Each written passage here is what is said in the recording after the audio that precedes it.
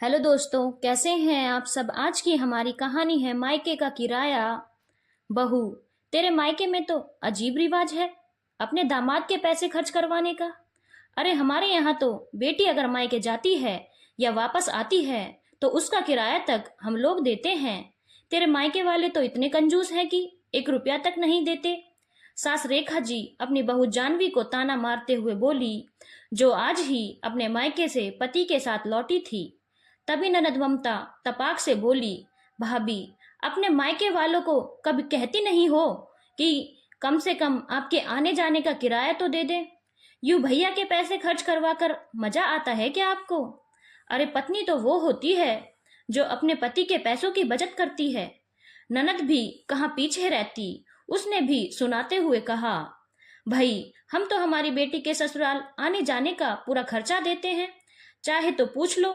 ये तेरे सामने ही बैठी है, मजाल है कि दामाद जी के थोड़े से भी पैसे खर्च करवाए हो। हमें तो खुद ही शर्म आ जाती है कि बेटी दामाद अपना पैसा खर्च करके आ रहे हैं। सास रेखा जी सेखी बगाड़ते हुए बोली, अरे माँ रहने दो ना, भाभी के माता पिता कहाँ से खर्चा करेंगे। आखिर एक नहीं, दो नहीं, तीन तीन बेटियां हैं उनकी। आखिर कब तक बेटी दामाद के आने जाने का किराया देंगे। और फिर मन भी तो होना चाहिए देने का। ननद ममता ताना मारते हुए बोली। जानवी को अपनी सास और ननद ममता ताने सुनाते हुए काफी देर हो चुकी थी, पर फिर भी वह शांत थी।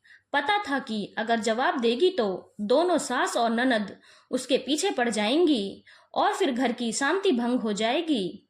लेकिन तभी उसका पति गौरव भी वहां आकर बैठ गया।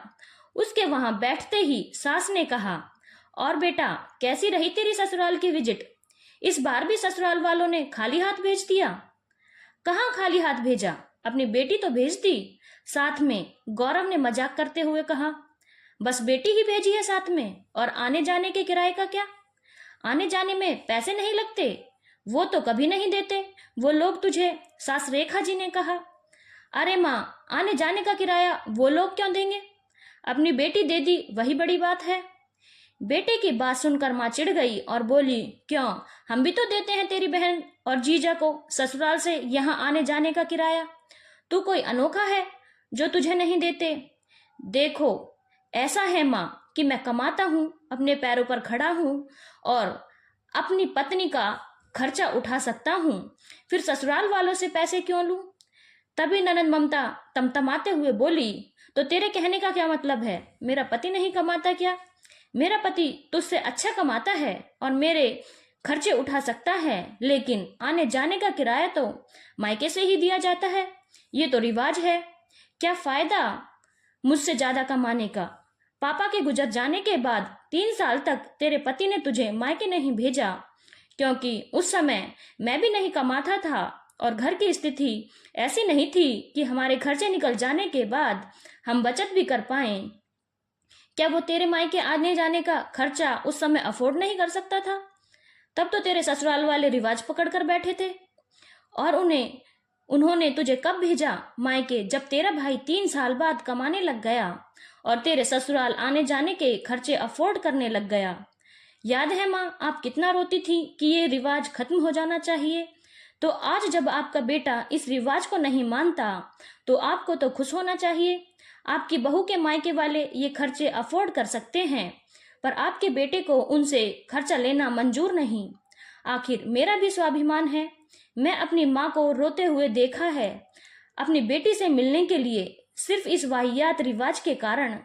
तो आइंदा मत कहिएगा आप लोग की बहू अपने माता पिता से आने जाने का किराया लेकर आए।